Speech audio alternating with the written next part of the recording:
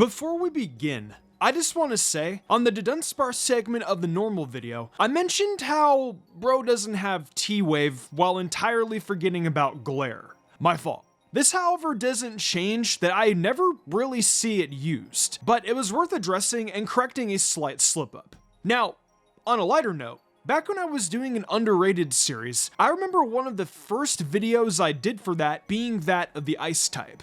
I remember it like it was yesterday, when actually it was like back in April. It does not feel like I made it back in April.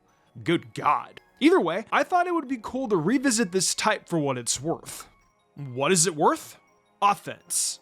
Lots and lots of offense. The best ice types all tend to be their own flavor of completely nightmarish to face in a fight if you don't have a strong wall to defend you from the cold embrace of their lethal onslaught. Lorelei was on to something when she decided she wanted to main this as her monotype.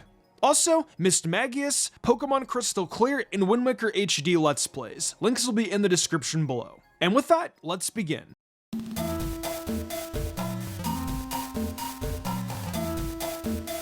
Look, this is a pretty self-explanatory addition to the list. I don't think I need to go too in-depth here. So I'm gonna give you the basic deets. Skillink lets you break Sash, Icicle Spear and Rock Blast are good moves, Shell Smash is a very busted move, and either Ice Shard or Liquidation are your best friends as the fourth move.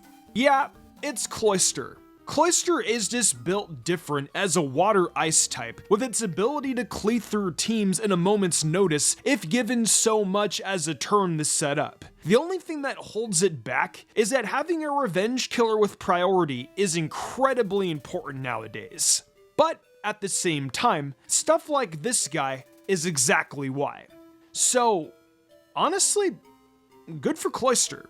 Weirdly though, I like running this special variant, with Hydro Pump and Ice Beam, and Terra Blast with some random good type as my fourth slot.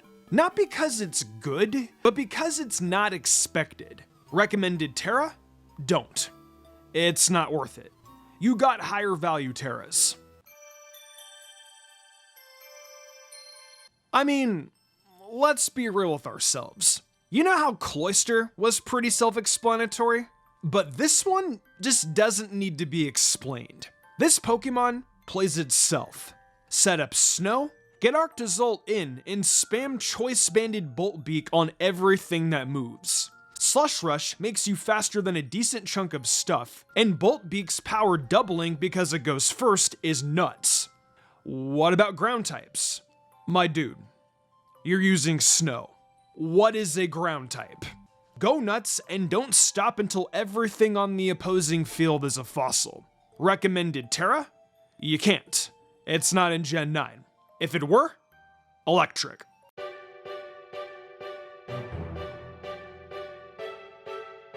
So, I was watching the Ice Age Pentology the other day, because I was bored. And Manny got me thinking about just how much I love Mamoswine. Because it has occurred to me that Pokemon has absolutely rotted my brain to the point where I can't see an animal without thinking of its Pokemon counterpart. This is why I want nothing to do with moles anymore. I can't see them without getting flashbacks to Gen 5. Mamoswine just gets me so happy every time I see it. Sure, it takes actual skill to use on a team, which, let me tell you, Pokemon is a hard game, but an enterprising player with the skills to use these tools is gonna go places, no matter what tier you legally play it in.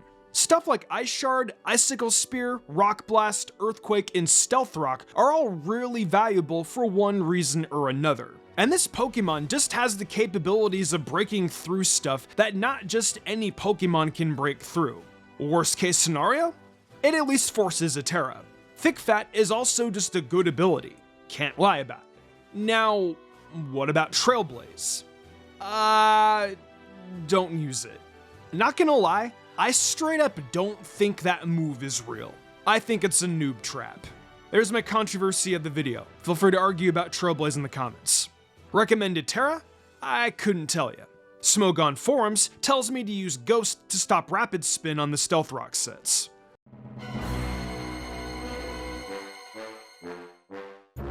Look, 130 in both attacking stats, massive HP, respectable defenses, and a solid 95 speed is gonna get you places, no matter what generation you were introduced in. Kyurem has more than proven that to us all at this point. It can run a loaded dice Dragon Dance set like Baxcalibur did in days of old, with Icicle Spear, Scale Shot, and some random coverage, or it can run a special set with either boots or specs with stuff like Ice Beam, Draco Meteor, Freeze Dry, and Earth Power. They hit just about any and everything in the game for real ass damage and minimal switch-ins. What makes Kyurem really good is the threat that it provides, because not much can switch into this special set in particular. And so you gotta be careful with how you go about counterplaying it. This Pokemon can get really tough to deal with if you're unprepared.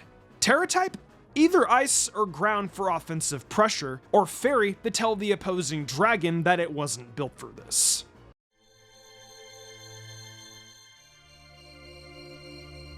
So, I've talked about Alolan Ninetales and how good it is to a rather unhealthy degree. So, to not waste any more time on the subject matter, this Pokemon is just here to get Snow Up, set Auroraville, and then get your team going. Freeze Dry is great for waters, and then Encore and Hypnosis are cheese options for it if you don't feel like running Moonblast. Recommended Terra? Don't. You're supposed to Terra whatever it's supporting. If you absolutely have to, make it Suicune.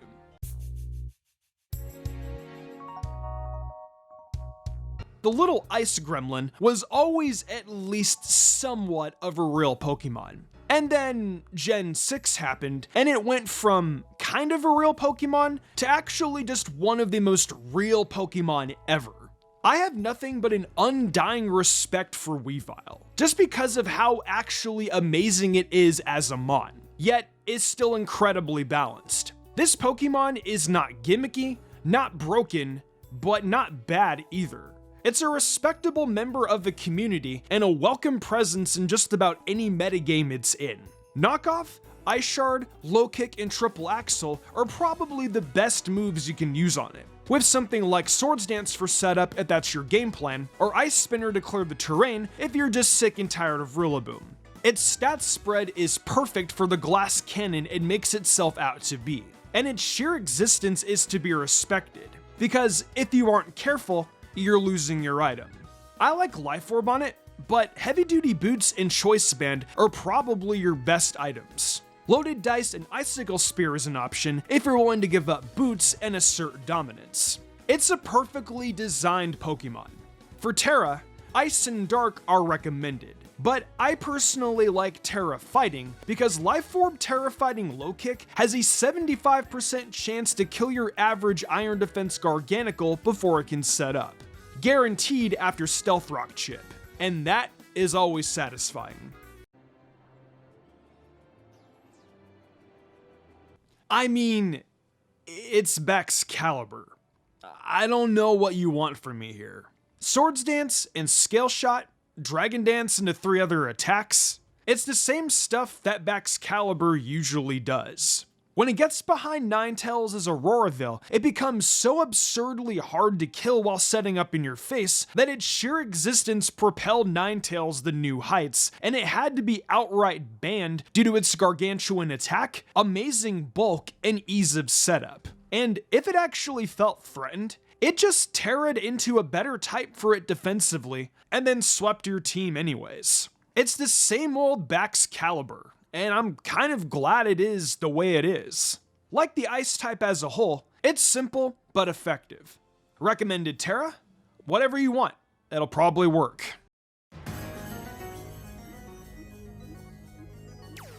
Ooga Booga, Guerrilla Tactics. It's Galarian Darmanitan.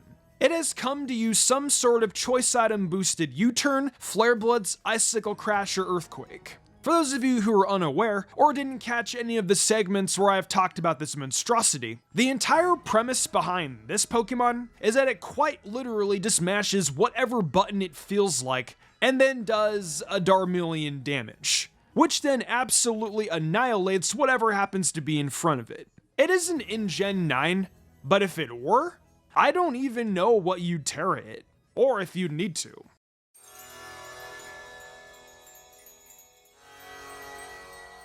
Say hello to Mega Weavile. I mean, Qianpao. This snow leopard has a ridiculously min-maxed set of stats with an ability that makes it even more disgusting. Sword of Ruin is a completely degenerate ability, and turns Qianpao's base 120 attack into effectively base 176 if my math is right. Correct me if I'm wrong. Couple this with equal speed the Koraidon and Miraidon, a base 135 speed, and this Pokemon becomes one of the most lethal offensive threats known to man. And to make matters worse, Qianpao can run a variety of sets, meaning you don't know what you're up against until it hits you. You don't know if it's on Boots of Swords Dance, if it's on Choice Scarf or Choice Band, or whatever its moveset is. You know it'll be on Ice Spinner or Icicle Crash, Sacred Sword, and Crunch.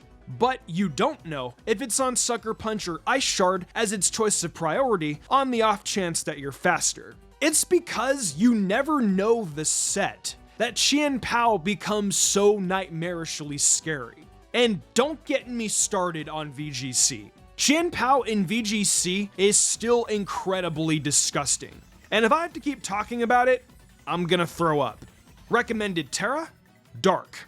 Terra Dark Choice Banded Crunch does a billion damage.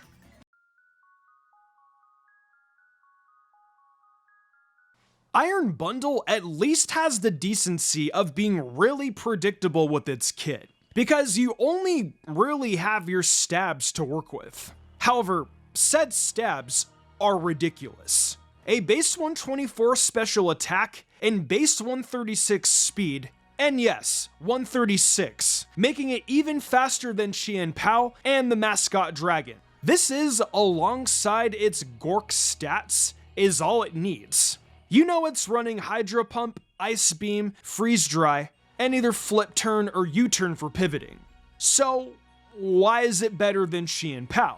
Because Iron Bundle doesn't care if you know it's coming. It's going to win anyways. Terra Water Hydro Pump in the rain with speed is so absurd that it can outpace most of its competition. Booster Energy speed makes this even more ridiculous, because now it can come in as a late game cleaner, and nothing short of a Dragapult with a +1 Dragon Dance setup is outspeeding it. And you don't even need to have max speed investment to make it happen. Not even Regieleki can outspeed it, and risks dying to it instead. Couple this with actually usable physical bulk to prevent revenge killing attempts with priority, and you have yourself a stupid Pokemon. I'm probably missing other reasons behind its absurdity, but these are the main ones. God, this mon is broken. And that's all I have to say about the local Dragon Slayer type. Let me hear about a nice type you believe is gorked in the comment section below. In the meantime, I'm gonna go get into a snowball fight with the nearest pedestrians.